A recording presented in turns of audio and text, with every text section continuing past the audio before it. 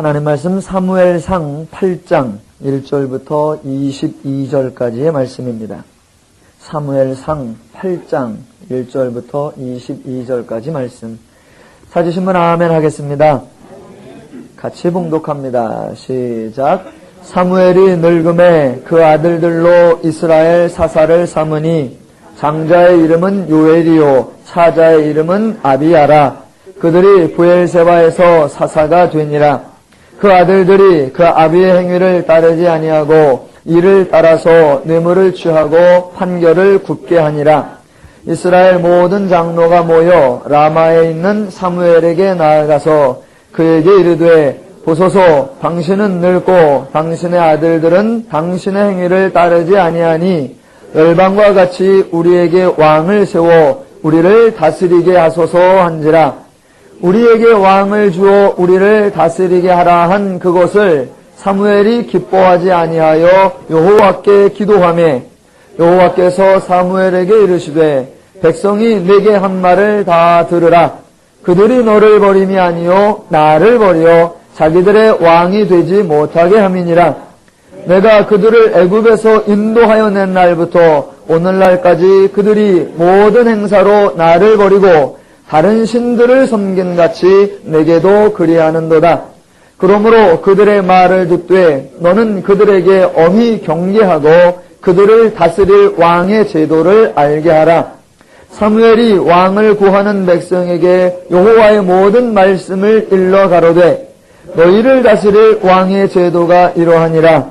그가 너희 아들들을 취하여 그 병거와 말을 어겁게 하리니 그들이 그 병거 앞에서 달릴 것이며 그가 또 너희 아들들로 1000부장과 50부장을 삼을 것이며 자기 밭을 갈게 하고 자기 추수를 하게 할 것이며 자기 병기와 병거의 제구를 만들게 할 것이며 그가 또 너희 딸들을 취하여 향료 만드는 자와 요리하는 자와 떡 굽는 자를 삼을 것이며 그가 또 너희 밭과 포도원과 감람원의 제일 좋은 것을 취하여 자기 신하들에게 줄 것이며 그가 또 너희 곡식과 포도원 소산의 11조를 취하여 자기 관리와 신하에게 줄 것이며 그가 또 너희 노비와 가장 아름다운 소년과 나귀들을 취하여 자기 일을 시킬 것이며 너희 양떼의 10분 1을 취하리니 너희가 그 종이 될 것이라.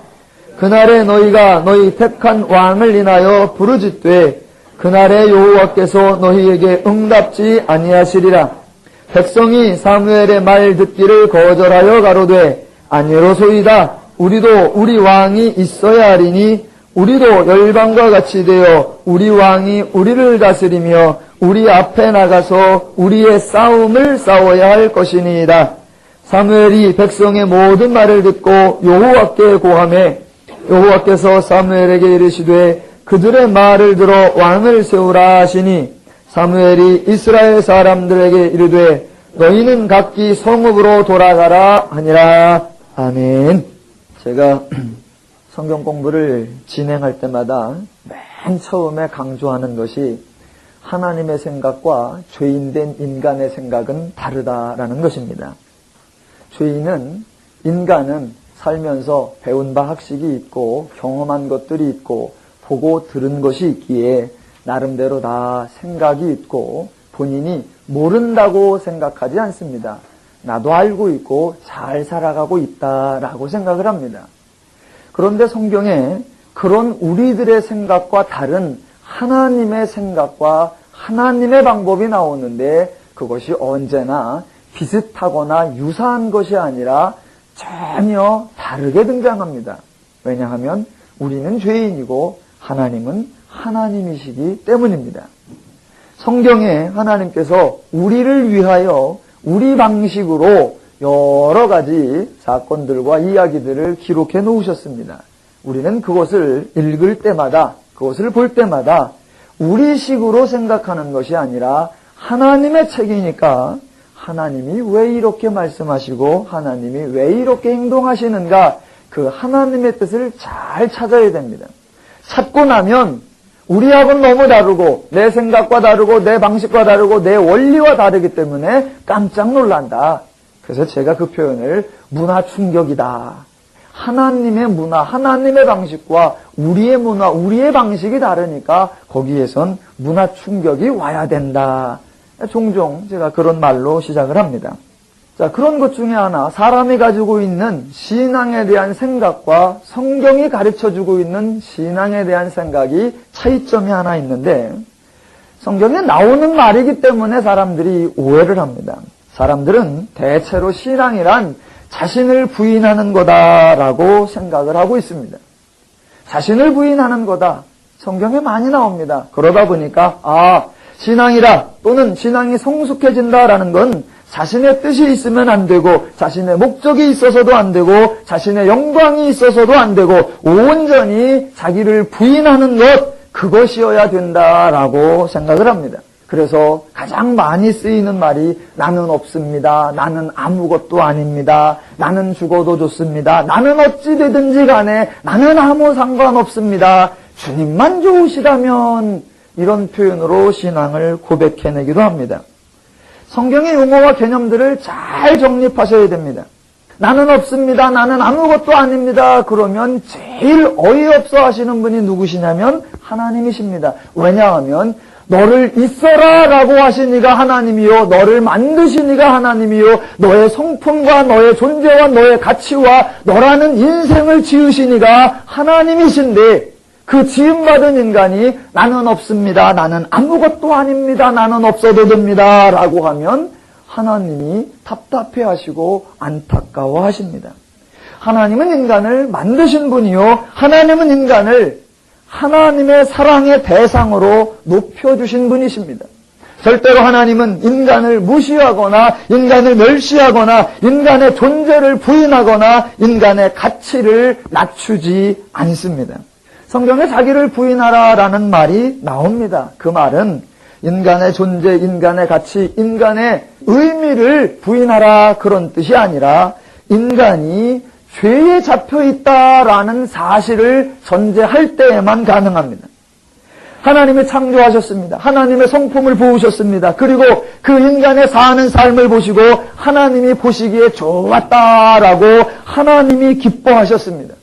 그런 인간이 하나님을 떠나 하나님이 부여하신 가치, 하나님이 존중해준 그런 인간의 존엄성, 그런 것들을 다 상실할 때에 그 모습을 안타까워하시고 이제 죄인이 되어 생각하는 것이 죄요, 꿈꾸는 것이 죄요, 행동하는 것이 다 죄일 때 바로 그때 자기를 부인하라라고 말씀하시는 겁니다. 즉 죄의 생각을 부인하라, 죄의 가치를 부인하라, 죄의 기준을 부인하라, 죄의 원리를 부인하라, 죄인으로 죄에 잡혀있는 그 상태를 부인하라라는 것이지 너는 없다, 너는 아무것도 아니다 그런 표현이 아닌 것입니다. 자기를 부인하라라는 말은 죄를 부인하고 죄를 떠나고 죄로부터 독립하여 진정한 인간, 바른 인간, 하나님이 창조하셨던 상태의 인간, 하나님이 부여하셨던 인격, 하나님이 높여주셨던 가치, 하나님이 여겨주셨던 위치, 그 상태를 회복하라라는 것, 이것이 자기를 부인하라입니다. 신앙은 자기를 없애는 것이 아니라 신앙은 자기를 찾는 것이며 자기를 세우는 것입니다. 하나님이 인간을 구원하신다, 하나님이 인간을 살리신다, 하나님이 인간을 도우신다라는 것은 인간을 인간답게 만들어주신다라는 말입니다. 죄에 잡힌 상태로서의 인간, 그것이 아니라 인간다운 인간, 그 상태로 회복시켜준다는 말입니다. 만약 하나님이 인간들이 자기를 부인하고 나는 없습니다라는 그런 상태를 원하신다면, 인간의 존재를 부인하고 인간의 가치를 부인하게 만들려고 하면 인간을 구원하실 필요가 없습니다. 그런데 하나님은 인간을 구원하시는 겁니다. 왜? 원래 하나님이 의도하시고 원래 하나님이 축복하셨던 그 고귀한 하나님의 사랑의 대상으로서의 가치를 상실하였기에 그 상태를 회복하시려고 하는 것입니다. 그래서 하나님은 인간을 구원하셔서 종 삼으셨다라고 말하지 않고 자녀 삼았다라고 말씀합니다. 자녀, 아버지와 아들, 부모와 자녀, 한 수준이요, 한 존재요, 한 동급으로 여겨주셨다라는 것입니다. 그래서 하나님을 믿는다는 것은 주체성을 상실하는 것이거나 인간이기를 포기하는 것이 아닙니다. 자기가 가장 중요합니다. 예수님께서도 온 천하를 얻고도 자기 목숨을 잃으면 아무 소용이 없다라고 말씀하셨습니다. 하나님의 종이 되지 마시고 하나님을 통하여 자기를 찾으시고 하나님을 통하여 인간의 가치, 인간의 행복, 인간의 존엄성을 찾아서 하나님이 나를 이렇게 높여주셨고 하나님이 우리에게 부여하신 가치가 이거구나라는 걸 알아 하나님과 동행하며 하나님의 은혜를 누려가시는 여러분 되시기를 주님의 이름으로 축원합니다. 여러분들이 그렇게 자신을 찾고 자신의 삶을 행복하고 자유롭게 평안하게 살아가실 때에 그러한 여러분을 보시고 하나님께서 심히 보시기에 좋았더라. 이제서 인간이 제자리를 찾았구나. 이제서 인간이 인간답게 사는구나 라고 기뻐하신다는 것입니다. 이러한 하나님의 의도를 이스라엘 백성들이 알았어야 합니다. 지금 이스라엘 백성이 사무엘상 8장에 왔을 때에 하나님이 원래 만드신 인간의 모습이 어땠었고 하나님을 떠나갔던 자신들의 결과가 어땠었고 오늘날 이 사무엘상 8장까지 하나님이 그들을 인도하기 위하여 행하셨던 일이 무엇인가를 잘 기억하고 하나님의 말씀을 분별했어야 합니다. 그래서 하나님의 원리 하나하나가 다 인간을 위한 것이구나라는 것을 알아 하나님께 순종했어야 합니다. 막무가내로 맹목적으로 따르는 것을 순종이라고 하지 않습니다. 앞뒤 따져보지 아니하고 일방적으로 따르는 것을 맹종이라고 합니다. 맹종은 절대로 잘하는 것이 아닙니다. 하나님은 맹종을 요구한 것이 아닙니다. 하나님은 인간에게 생각해보라고 하고 계산해보라고 하고 따져보라고 하십니다. 하나님의 원리가 옳은가? 하나님의 원리가 맞는가? 하나님의 뜻이 내가 보기에도 그럴듯한가? 하나님의 명령대로 하면 너에게 이득이 생길 것 같은가? 하나님의 뜻대로 하면 자신의 삶이 나아질 것 같은가? 그것을 다 따져보라. 계산해보라. 그렇게 하시고 너에게 좋으면 기꺼이 따라라. 너에게 좋으면 스스로 따라라. 너에게 좋으면 자원하여 나에게 순종하라 라고 말씀하십니다. 그래서 그걸 복종이나 맹종이라고 하지 아니하고 순종이라고 합니다. 왜 따르느냐? 좋으니까. 왜 따르느냐? 나에게 이득이 되니까. 왜 따르느냐? 그래야 내가 행복하니까. 그래서 순종에는 두려움이 없습니다. 내가 좋아서 했으니까. 그래서 순종에는 억울함도 없습니다. 왜? 한 만큼 무슨 결과가 오겠지 이런 것이 아니라 그것이 좋다라는 것을 알기 때문에 했기 때문입니다. 순종에는 조건도 없고 자신이 기꺼이 따르는 것입니다. 이스라엘은 하나님의 교육을 받음으로 그 하나님을 이해하고 자신들이 하나님을 따르겠다라고 하는 그런 모습이 나타났어야 했습니다. 그런데 그들은 그러지 않았습니다. 전쟁에 나가 집니다. 하나님이 무능력해서 진 것이 아니라 자신들이 하나님의 보호하심을 거부했기 때문에 졌습니다. 그런데 문제를 그렇게 인식하지 아니하고 하나님이 안 도와줘서 졌나 보다라고 생각을 합니다. 그래서 하나님은 법궤로서 언제나 함께 하셨는데도 불구하고 졌으니까 이거는 하나님 때문이 아니라 우리 때문일 거다라고 생각을 해야 되는데 그렇게 생각을 하지 아니하고 전쟁하러 갈 때 법궤를 안 들고 가서 졌구나라고 법궤를 들고 나가버립니다. 아니, 법궤가 예루살렘에 있을 때는 작동을 안 하다가 전쟁터에 나가면 작동을 하고 하나님이 그러시면 됩니까? 하나님이 그때그때 달라요? 아니란 말입니다. 하나님은 언제나 이스라엘과 동행하신단 말입니다. 그런데 그 하나님의 뜻, 그 하나님의 의도, 그 하나님의 원리를 전혀 모른 채 법궤를 안 들고 나가면 지고 법궤를 들고 나가면 이기나 보다. 자기들 마음대로 해서 들고 나갑니다. 그러니까 당연히 지지요. 그래도 하나님은 이스라엘을 불쌍히 여기십니다. 그래서 사무엘을 세우셔서 그들을 가르치시고 또 법궤가 이스라엘 가운데로 돌아오게 하십니다. 하나님은 이스라엘에게 사무엘을 믿으라. 나 대신 사무엘을 의지하라. 그래서 사무엘을 세운 것이 아닙니다. 하나님께서 일한다는 것을 보여주시기 위해 사무엘을 세웠고 그 사무엘은 백성들을 가르쳤습니다. 너희가 하나님께로 돌아오려거든, 너희가 하나님의 은혜를 누리려거든, 너희들 가운데에서 이방 신들과 아스다롯을 너희 중에서 제하고 너희 마음을 여호와께 향하여 그만 섬기라. 이게 하나님이 사무엘을 통한 가르치심입니다. 그러면 간단한 겁니다. 아, 우리가 하나님의 원리대로 안 했구나. 우리 가운데 있는 우상을 떨치고 우리 가운데 있는 죄의 모습을 떨치고 하나님께로 돌아오자. 그리하면 됩니다.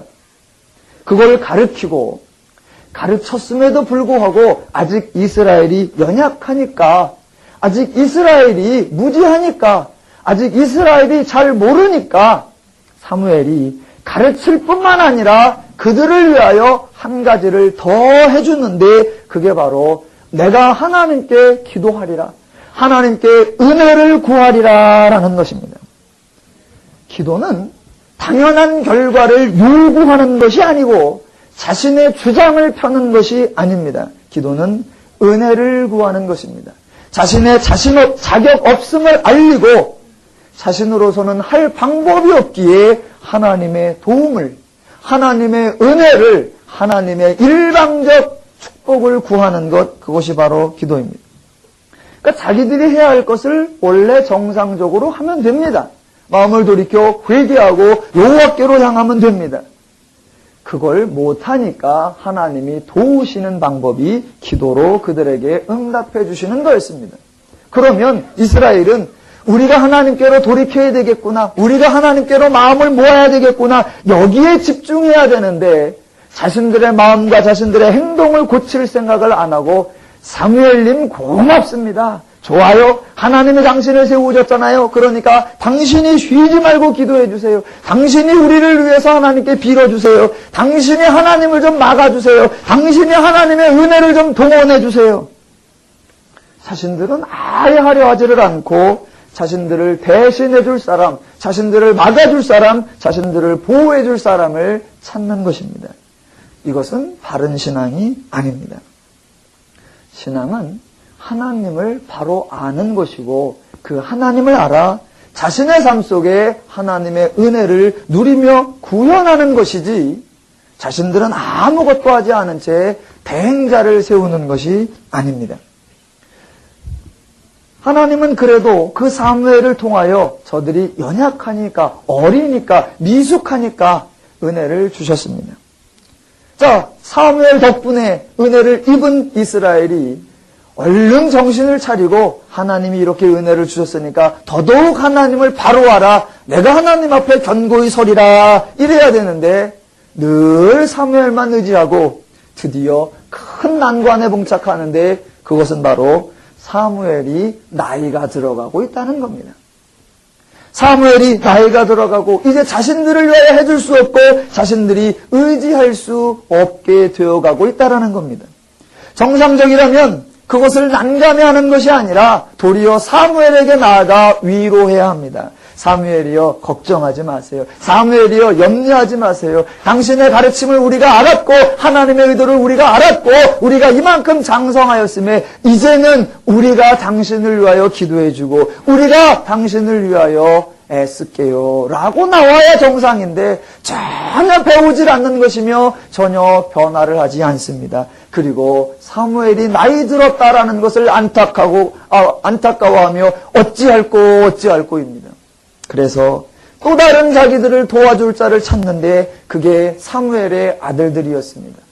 사무엘의 아들들이 사무엘의 그 영험함을 본받고 사무엘의 그 영감을 본받아서 우리를 도와주고 우리를 막아주고 우리를 지켜줬으면 좋겠다 기대를 했는데, 이런 앞불사 사무엘의 아들들은 도무지 의지할 수 있는 대상이 아니었습니다.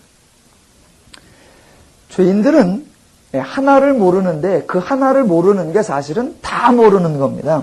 죄인들은 하나님을 모릅니다. 하나님을 모른다는 사실은 자신들이 죄인이라는 것을 모른다는 것이며 동시에 다른 사람도 죄인이라는 사실을 모른다는 겁니다. 죄에 대하여 자신이 할 수 없으면 다른 사람도 못합니다. 자신이 죄를 이길 수 없으면 다른 사람도 죄를 이길 수 없는 겁니다. 왜? 죄인은 죄에 대하여 똑같이 무능력하기 때문입니다. 내가 죄를 못 이기면 누군가에게 죄를 이겨 나를 막아달라고 할 수 있는 사람이 없습니다.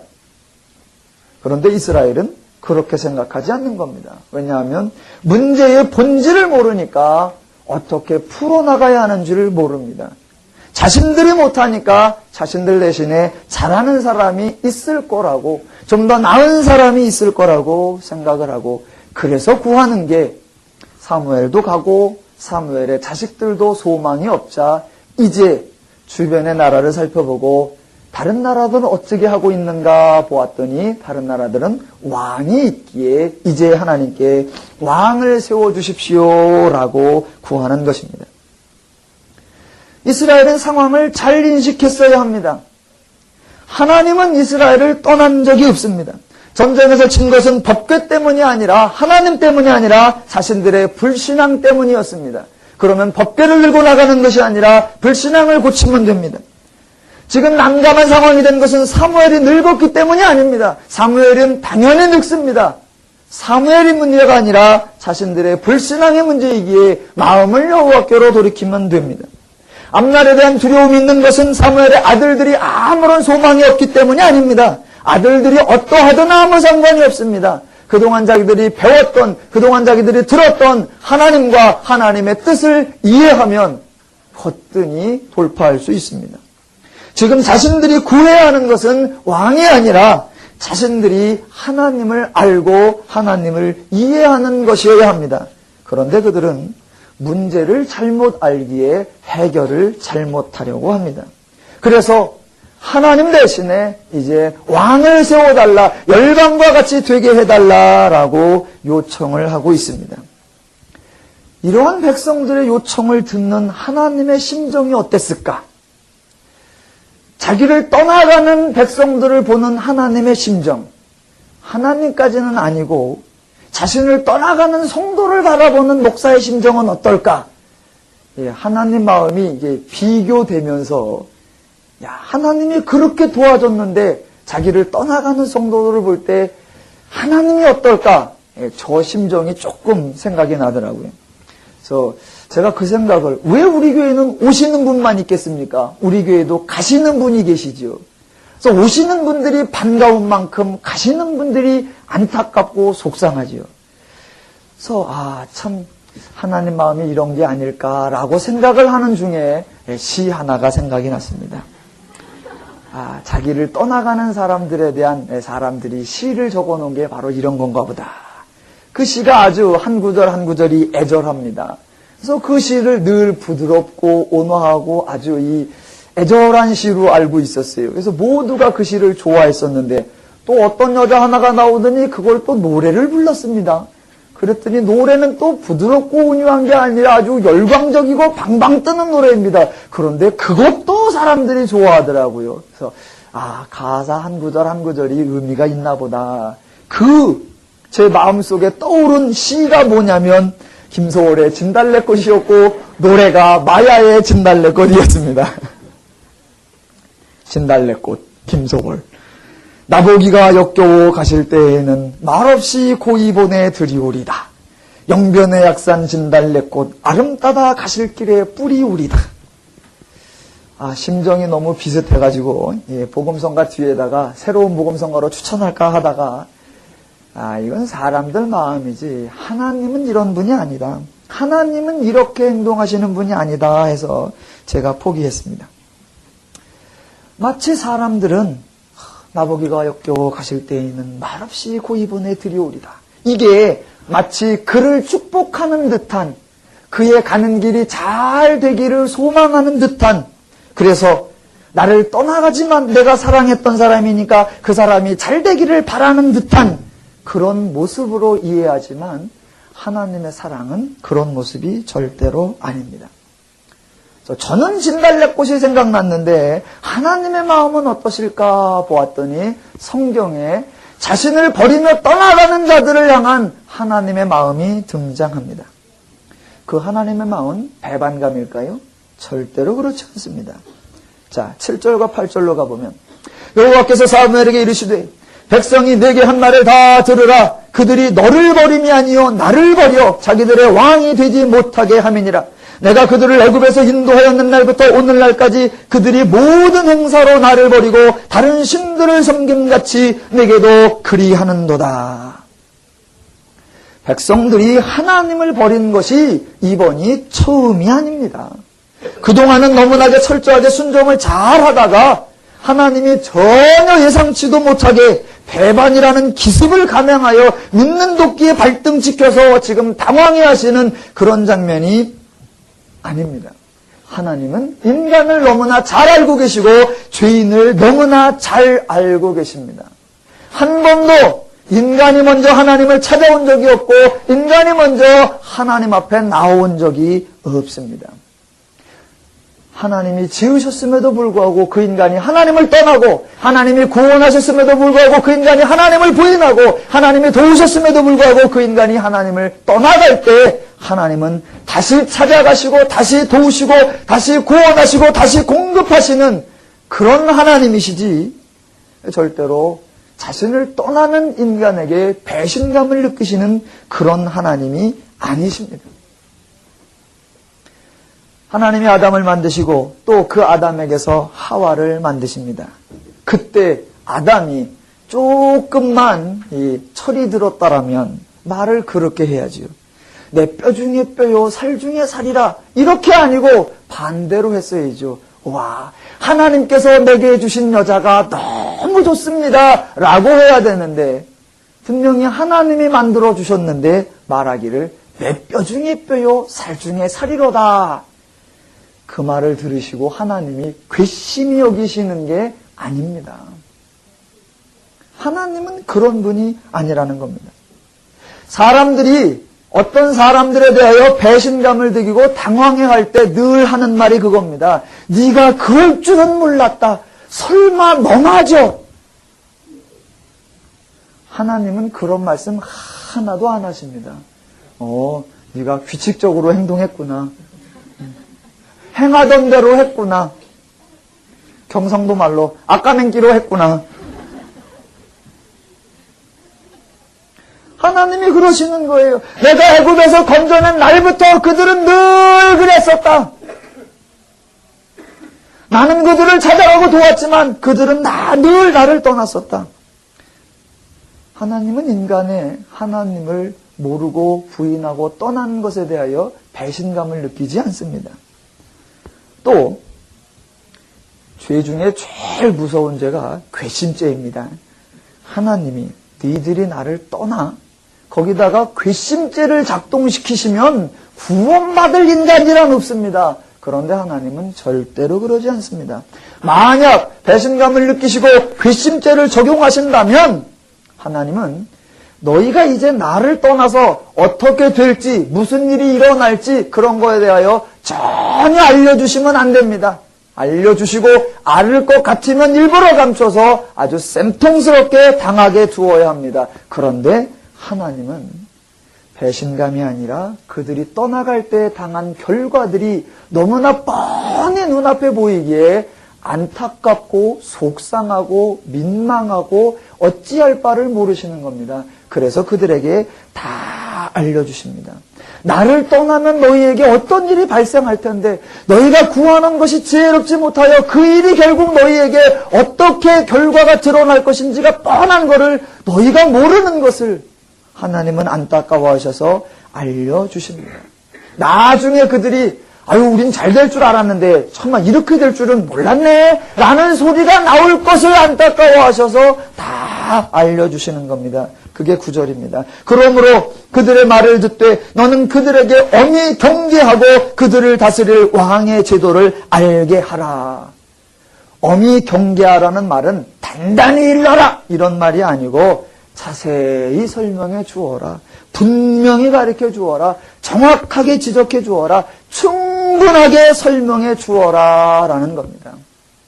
그래서 행여 자기들이 잘 될 줄 알고 구했는데 잘못되는 결과가 나올 때도 놀래지 말고 당황하지 말고 돌아갈 곳이 어딘가라는 걸 알게 하시는 겁니다.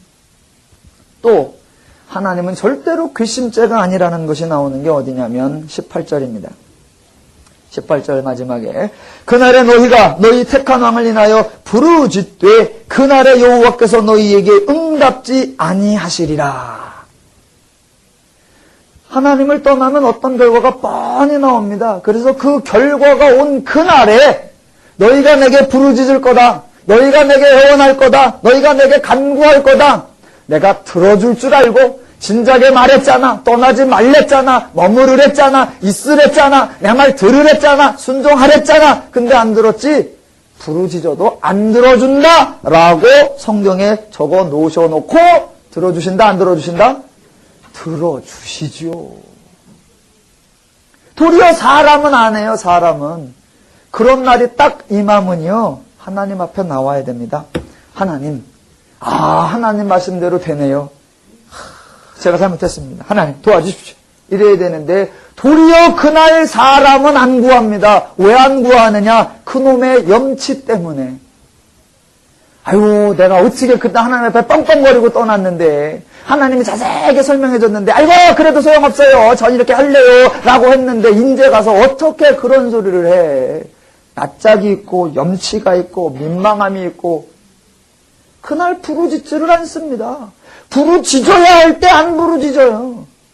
그러면 하나님은 부르짖지도 않은 자에게 찾아가시고 응답지 아니하시리라 그래놓고 안 가시느냐? 아니요. 버선발로 뛰어가시는 분 그분이 하나님이시란 말이에요. 이런 하나님을 볼 때 우리는 우리의 생각과 다르고 우리의 기대와 다른 하나님이시구나. 하나님이시구나. 그 하나님을 알아야 하는 것입니다.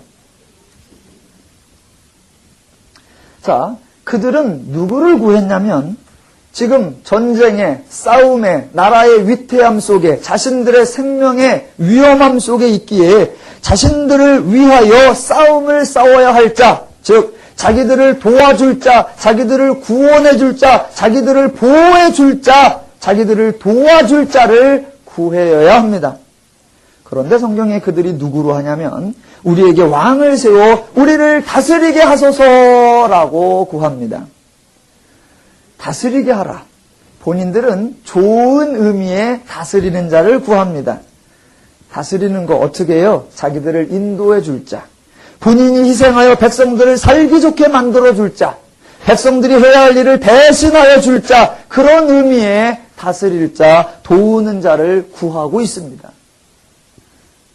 아니 어느 누가 나 종이 되고 싶어요. 우리 위에 다스릴 자를 세워주세요. 그럴 사람이란 하나도 없단 말입니다. 그러니까 말로는 우리를 다스릴 자를 세워주세요 라고 하는데 그 다스릴 자가 누구냐면 자기들의 일을 대신해 줄 자, 자신들의 싸움을 대신해 줄 자, 결국은 자기를 다스리는 자가 아니라 자신을 도와줄 자를 구하고 있는 것입니다. 그런데 그게 바로 인간이 죄인을 모른다라고 하는 겁니다. 어느 누구도 다른 사람의 종이 되고 싶은 사람이 없습니다. 어느 누구도 자기 위에 다스리는 자를 세우고 싶은 사람이 없습니다. 그거는 나뿐 아니라 상대방도 마찬가지입니다. 우리 자녀들 키울 때 늘 그러잖아요. 우리 아들이 예를 들어 3학년이야. 3학년인데 7살하고 놀으면 엄마가 마음이 편해요? 속상해요? 가서 한 박 줘봤죠? 이놈아, 너는 3학년씩이나 돼갖고 왜 애들하고 노냐? 누구랑 놀아라? 형이랑 놀아라. 그러면 그 형은 정신 나갔나? 늘 그래요. 우리는 말이 그렇습니다. 말이. 우리 애가 공부를 좀 못하는 애하고 놀고 있다. 그러면 또 애미는 속 터지죠. 또 가서 줘박죠. 이놈아, 너보다 잘난 애하고 놀아야 네가 하나라도 배우지. 못난 놈한테 뭘 배우냐? 그러면 얘보다 잘난 애는 문외아예요? 아니란 말입니다. 그런 건 없단 말입니다. 근데 우리 말은 늘 그래요. 나를 도와줄 자를 찾는다. 없습니다. 내가 도와줄 자를 찾으면 상대방도 자기를 도와줄 자를 찾지. 나는 도와줄 자를 찾는데 저 사람은 내가 도울 사람을 찾느냐. 그런 건 없단 말입니다. 그런 건 없어요. 그러니까 인간이 자기를 도와줄 자를 찾는다라는 건 말이 안 되는 거고, 인간이 누구를 돕는다라는 건 원천적으로 불가능한 겁니다. 특별히 죄에 대해서는 더더욱이 그렇습니다. 근데 지금 그들은 자기들만 머리가 좋은 줄 알아. 우리를 다스릴 자를 주옵소서. 그래서 한 사람을 세워놓으면 왕이여 왕이여 막 그래가지고 결국은 높이기 위해서입니까? 아니죠. 싸움 나갈 때 나가라 나가라 해서 자기들 대신하여 싸움을 싸울 자. 그럼 그 사람은 괜히 나가서 죽을 거냐 말입니다. 안 그럴 거란 말입니다. 서로 알고 있으면서 그 사실을 서로 속이고 있습니다. 그때 하나님은 그거를 지적해 주십니다. 꿈꾸지 마라. 너희들을 도울 자가 있을 줄로 생각하지 마라. 인간은 그게 불가능하다. 라고 정확하게 지적해 주시는 겁니다. 그게 10절부터입니다. 사무엘이 왕을 구하는 백성에게 여호와의 모든 말씀을 일러 가로되 너희를 다스릴 왕의 제도가 이러하니. 여기서 다스린다는 말은 말 그대로 통치한다, 지가 지배한다, 압제한다 그런 말입니다. 이스라엘이 자기들이 요구하는 바가 당장 필요에 의하여 도울 수 있는 자를 구하는 것 같지만 그 결국이 어떻게 될 거라는 것을 자신들이 인정하고 싶지 않고 자신들이 동의하고 싶지 않은 그것을 하나님은 분명하게 선언해 주신다는 겁니다. 너희가 너희를 도울 자로 왕을 세우지, 그러나 조금 있으면 너희를 돕는 자가 아니라 너희를 다스리는 자고 너희를 지배하는 자가 될 거다. 너희가 그의 도움을 받을 것 같지 조금 있다가는 너희가 그를 도와야 하며 그의 수고가 되어야 된다라는 걸 하나님이 지적하고 계시는 겁니다. 안 그랬는데 하나님이 그 심자를 적용해가지고 왕이 이제 너희를 다스려라 이러고 나오는 게 아니라 자신들의 구하는 것의 결과를 하나님이 정확하게 알려주시는 겁니다. 왜? 하나님은 인간이 지금 하나님을 떠난다고 배신감을 느끼거나 질투심을 느끼거나 그런 거 아니란 말입니다. 질투를 느끼면 책망하고 꾸짖고 혼내야 된단 말입니다. 그런데 그렇지 않으시고 민망히 여기시고 불쌍히 여기셔서 너희들의 되어질 일들, 너희가 하는 일의 결국이 어떻게 될 것을 적나라하게 지적해 주시는 겁니다. 그 예를 하나 읽어볼까요? 11절 중간. 그는 왕입니다. 왕이 너희 아들들을 취하여 그 병거와 말을 어겁게 하리니 그들이 그 병거 앞에서 달릴 것이며, 왕이 와서 너희들의 병거를 들어주는 것이 아니라 너희 아들들을 데려다가 왕의 병거를 들게 만들 것이다. 또 그가 또 너희 아들들로 천부장과 50번장을 삼을 것이요 자기 밭을 갈게 하고 자기 추수를 알게 할 것이며 자기 병기와 병거의 제구를 만들게 할 것이며 또 그가 또 너희 딸들을 취하여 향료 만드는 자와 요리하는 자와 떡 굽는 자를 삼을 것이며 아들도 데려가고 딸도 데려가고 또 너희 밭과 포도원과 감람원의 제일 좋은 것을 취하여 자기 신하들에게 줄 것이며 그가 또 너희 곡식과 포도원 소산의 11조를 취하여 자기 관리와 시원에게 줄 것이며 그가 또 너희 노위와 가장 아름다운 소년과 나귀들을 취하여 자기 일을 시킬 것이며 너희 양떼의 일을 10분의 1을 취하리라. 너희가 너희의 돕는 자로 왕을 세우는 것 같지만 결국에 맨 마지막에 이렇게 나오는 겁니다. 너희가 그 종이 될 것이라. 다 이거예요. 사람은 이것을 넘어가지 않습니다. 사람은 이것을 넘어가지 않아요. 어떤 사람이 누군가에 충성한다, 열심낸다. 나는 없습니다. 시키는 대로 하겠습니다. 예, 목숨을 걸겠습니다. 왜 그래요? 결국은 자기에게 돌아올 이익을 위해서 잠시 그러는 것뿐이지요. 내가 그를 이용하려 하는 듯 그도 나를 이용하려 할 뿐 인간에게는 도움이 된다는 것이 불가능한 것입니다. 지금 이스라엘은 그걸 모르는 거예요. 정작 그들은 하나님의 일방적 도움을 받았음에도 불구하고 하나님을 모르니까 하나님의 도움이 된다는 걸 모르고 자기들의 자충수를 쓰고 있는 거란 말입니다. 이런 왕의 제도 일어날 줄로 알았습니다. 그래서 하나님이 신명기에 이미 말씀해 주셨어요. 너희가 왕을 세워달라고 할 거다. 그러나 만약에 왕이 세워지면 이런 식으로가 아니라 하나님께서 세우는 왕의 절차와 왕의 제도가 있다.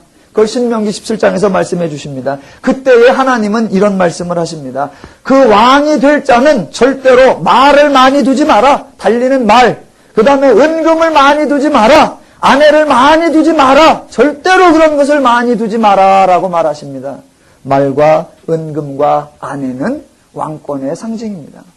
왕권이 강화되면 강화될수록 다른 사람을 지배하며 다스리며 통치하며 정복할 겁니다. 하나님이 만약 왕을 세우시면 그 왕은 다스리는 자로서가 아니라 섬기는 자로서, 일하는 자로서, 수고하는 자로서 세우는 거지 높이는 자가 아니다. 사람들은 이렇게 할 것이며 하나님의 방식과는 다릅니다. 그리고 만약 하나님이 사람을 세운다고 하면 그 세움받은 사람은 자기의 권위와 자기의 권세를 보강하는 그런 걸 확충하는 것이 아니라 율법을 늘 묵상하라 라고 되어 있습니다. 왜? 그 결과는 어떻게 되는데 그 마음이 형제 위에 교만하지 아니하리라 라고 나온단 말입니다. 그래야 왕과 종이 되는 것이 아니라 형제됨을 상실치 않지요. 이거는 하나님의 마음에 들어온 하나님의 사람들, 하나님의 심정이 아니면 될 수가 없는 겁니다. 저희 교회에도 저가 있고 또 우리 학생들이 있습니다. 학생들을 볼 때마다 늘 민망하고 학생들을 볼 때마다 늘 죄송하고 우리 학생들을 볼 때마다 늘 송구해요. 왜냐하면 저들이 왜 열심을 내야 되는데, 저들이 왜 수고를 해야 되는데, 저들이 왜 노력을 해야 되는데, 저들이 왜 애를 써야 되는데, 만약 제가 한마디라도 큰 소리를 치고 책망을 하고 꾸짖고 난리를 친다면 왜 그래야 되는데? 우리는 서로 그러죠. 내가 너를 돕는다. 내가 너를 돕는다. 내가 너를 돕는다. 돕기는요. 우리 학생들이나 성도들과의 관계에 있어서 저는 제가 돕는다라는 생각을 못합니다. 뭘 돕는데? 도리어 학생들의 도움을 얼마나 많이 받고 있으며 성도들의 도움을 얼마나 많이 받고 있느냐. 하나님의 말씀을 묵상하고 그 말씀을 늘 옆에 두면 교만하지 아니하여 그 하나됨과 그 동등됨과 그 연합됨과 그 일치됨을 잃어버리지 않을 수 있습니다. 그러나 하나님의 심정으로가 아니면 정반대로 갑니다. 내가 얼마나 애썼는데, 내가 얼마나 수고했는데, 내가 얼마나 노력했는데, 내가 얼마나 희생했는데, 내가 그러면 상대방은 또 안 그럽니까? 이게 하나님의 제도의 선순환과 인간의 제도의 악순환입니다. 물론 하나님도 성경상에 사람을 세우신 적이 있습니다. 그 하나님이 세우시는 사람과 사람이 구하는 사람과는 전혀 차원이 다릅니다. 자, 하나님은 하나님의 원리 안에 모든 사람이 행복하길 원했습니다. 그래서 모든 사람이 하나님을 통해 인간의 행복을 같이 누리기를 원하는 거지, 누구는 높아지고 누구는 낮아지고 누구는 다스리고 누구는 지배를 받고 그런 거 없습니다. 간혹가다 그 인간의 일을 예를 들어서 하나님도 그와 같다라고 예를 들 때가 있습니다. 안 같아요. 인간의 예 중에 하나님도 그와 같다고 예를 들을 게 단 하나도 없습니다. 우리가 하나님 심정을 얘기할 때 가장 많이 예를 드는 게 부모님의 심정이 그런 거요. 부모님 마음이 하나님 마음이요 라고 말하는데 성경은 그렇게 말하는 게 아닙니다. 예를 들어 마태복음 7장 11절에 보면 구하라 찾으라 두드리라 이런 거 얘기하시면서 이런 구절이 나옵니다. 악한 자라도 제 자식에게 좋은 것으로 줄 알거든. 인간이요, 죄인이면서도 지 자식한테는 좋은 걸로 준단 말입니다. 왜? 지 새끼니까. 저한테서 났으니까. 악한 자도 그런단 말입니다. 악한 자가 그 정도면 하나님은 그와 같다, 그것과 비교가 안 된다, 비교가. 그래서 성경에 등장하는 말이 그와 같이가 아니라 하물며예요, 하물며. 하물며라는 건 정반대적음이란 말입니다. 정반대적. 악한 자라도 제 자식에겐 좋은 걸로 줄 알거든. 그래서 늘 좋은 것만 주느냐? 안 그런 자도 쎄건을 이런단 말입니다. 그렇지 아니하는 경우도 허반사 이거늘. 그러나 하나님은 절대로 그러지 아니하다. 하나님은 하나님이 만드셨기에, 하나님이 지으셨기에, 하나님이 창조하셨기에 좋은 것으로, 귀한 것으로, 떠나가면 찾아가고 배반하면 쫓아가고 부인하면 상급 주고 그렇게 해서라도 저를 살려내고야만은 부모와 같이요? 아니요. 전혀 다르게요. 그러면 왜 우리는 자꾸 부모의 마음이 하나님 마음이다. 그나마 예를 들을 수 있는 게 그것밖에 없으니까. 그것밖에. 성경의 예를 잘 살펴야 됩니다. 예, 성경에 하나님도 사람을 세운 적이 있습니다. 사람이 구하기 전에 하나님이 미리 주십니다. 왜? 필요한 줄 아시니까. 그때 잘 보십시오. 모세를 세우셨습니다. 하나님이 모세를 세우시고 모세와 함께 하셔서 모세를 정말 대단한 일을 하게 하십니다. 하나님이 하게 하시죠. 하나님이 하시죠. 어떻게 하느냐? 나일강이 흘러갑니다. 쫙 흘러가는데 모세가 바로 앞에 갑니다. 나일강이 흐르지 너희들 생명의 젖줄이지. 그러나 하나님이 나에게 말씀하셨는데 내가 이거 말하면 금세 피로 변할 거야. 그런 일이 어떻게 일어납니까? 그런데 하나님이 모세에게 그 일이 가능하게 하십니다. 그래서 모세가 지팡이를 대니까 그것이 피로 변해버린단 말입니다. 와, 강물을 피로 변하게 하는 권세를 하나님이 모세에게 주신단 말이에요. 또 너희들 태양 있지. 그렇지. 태양이 니네 신이잖아. 불멸과 불사와 언제나 변치 않는 태양이 네 신이잖아. 그런데 하나님이 나에게 말씀하셨어. 내 말 듣지 아니하면 그 태양이 이제 흑암이 되어서 너희가 손목을 두드려 봐야만 댕길 수 있을 정도의 흑암이 올 거다. 그런 일이 어떻게 있어? 하나님이 나에게 그렇게 말씀하셨어. 내가 하면 돼. 하니까 되더라 안 되더라? 되더라. 그런 역사를 일으키는 모세요. 하나님이 그렇게 쓰시는 모세인데 반대로 하나님은 단 한 번도 모세야. 예, 네가 말하면 사람들이 벌벌벌 떨 거다. 그런 권세를 주시는 적이 없단 말입니다. 네가 말해서 사람을 다스리게 하라. 그런 권세가 없단 말입니다. 아니 나일강을 피로 하거나 흑암을 만드는 그것보다 차라리 네가 바로한테 가서 내 백성을 보내라. 그리할 때 바로가 네 하고 보낼 거다. 그게 쉽잖아요. 하나님은 그런 권세를 주시지 않는단 말입니다. 왜? 사람을 사람 위에 높이지 않고 사람을 사람 밑에 낮추지 않습니다. 하나님은 모든 사람이 하나님의 은혜를 함께 누리길 원하는 것입니다. 여호수아도 마찬가지입니다. 하나님이 여호수아에게 지혜를 주셨습니다. 예, 절대로 여호수아의 지혜가 아니라 하나님이 주신 전략입니다. 요단강을 지나가고 여리고성을 정복하려 할 때에 이걸 어떻게 정복할까 자기가 고민하는 게 아니라 하나님이 시키는 대로 합니다. 어떤 전략이에요? 하루에 한 바퀴씩, 마지막 날 7바퀴, 총 13바퀴를 돌아라. 그래서 하나님이 여리고성을 피 한 방울 안 흘리고 무너뜨리는 전략을 주신 그 하나님이 여호수아에게 사람을 딱 보면 그 마음을 다 알아차려서 그 사람을 딱 보고 네가 다스리고 네가 지배하고 네가 장악하고 네가 주관하고 네가 싹 붙잡는 그런 권세라는 건 주신 적이 없단 말입니다. 하나님은 절대로 사람이 사람을 지배하고 사람을 다스리고 사람이 사람을 도와주고 도움받고 그럴 수 있는 게 아니라고 말씀하십니다. 사람들은 대부분 그렇게 말한단 말입니다. 다른 사람에게 누군가를 지배하려면 지혜가 있어야 된다, 전략이 있어야 된다, 리더십이 있어야 된다. 하나님은 사람을 세우지만 그런 걸 요구하신 적이 단 한 번도 없습니다.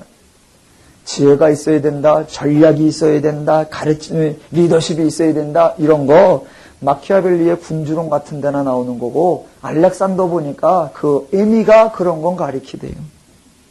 거기에는 그런 게 나와도 성경에는 절대로 그런 게 나오지 않습니다. 하나님은 사람을 사랑하시고 사람을 존귀히 여기시고 사람을 하나님의 사랑의 대상으로 높여주십니다.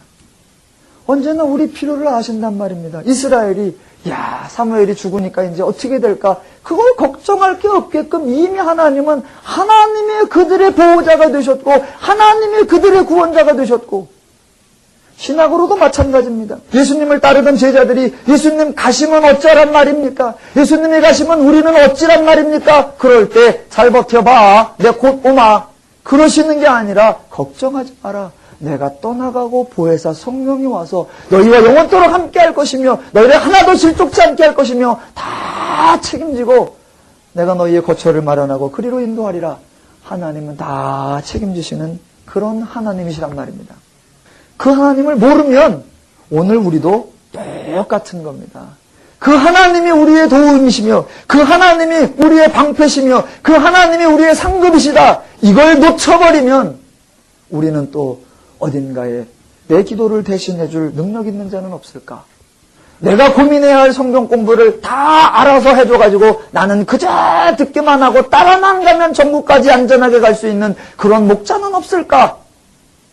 성경엔 그런 건 없다라는 말입니다. 성경은 그렇게 하라고 말하지 않는단 말입니다. 목사가 모든 성도를 이끌고 책임질 것 같은 그렇게 말하는 것도 비성경적이요. 성도가 일방적으로 따라가겠다고 하는 것도 비성경입니다. 목사도 하나님을 믿고 성도도 하나님을 믿고 목사도 하나님께 순종하고 성도도 하나님께 순종하여 그 모든 사람이 하나님으로 말미암아 사랑을 나누며 하나님의 은혜를 누리는 것, 이것이 하나님의 뜻입니다. 저와 여러분 누림교회 가운데 하나님이 도움이신 것을 고백하며 하나님만이 생명이요 진리요 우리의 표대이신 것을 믿으며 함께 하나님을 순종하여 하나님의 은혜가 저와 여러분 그리고 누림교회 풍성하기를 주님의 이름으로 축원합니다.